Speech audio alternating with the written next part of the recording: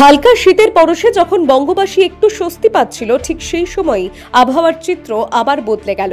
বঙ্গোপসাগরের ওপর তৈরি হওয়া নিম্নচাপ এবং সক্রিয় ঘূর্ণাবর্ত মিলিয়ে শীতের পথে কার্যত বাধা হয়ে দাঁড়িয়েছে। নভেম্বরের শুরু থেকেই তাপমাত্রা দ্রুত নামতে শুরু করায় শহর থেকে গ্রাম সব জায়গাতেই ঠান্ডা বাড়ছিল। কিন্তু এই আবহাওয়াজনিত পরিবর্তনের জেরে সেই গতি এখন থমকে গেছে।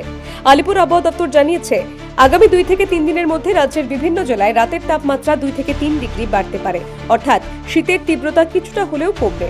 আবহাওয়াবিদদের মতে নিম্নচাপের প্রভাবে বাতাসের স্বাভাবিক গতিপথ বদলে যায়, ফলে ঠান্ডা বাতাস তুলনামূলকভাবে কম ঢুকতে পারে।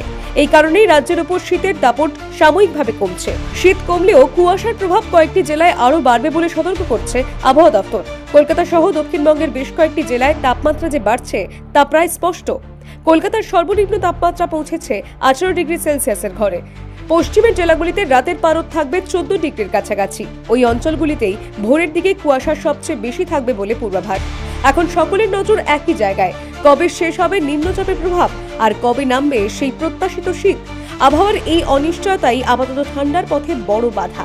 ফলে রাজ্যবাসী অপেক্ষায় রয়েছে শীতের ফেরার মুহূর্তের। Bureau report, the wall news.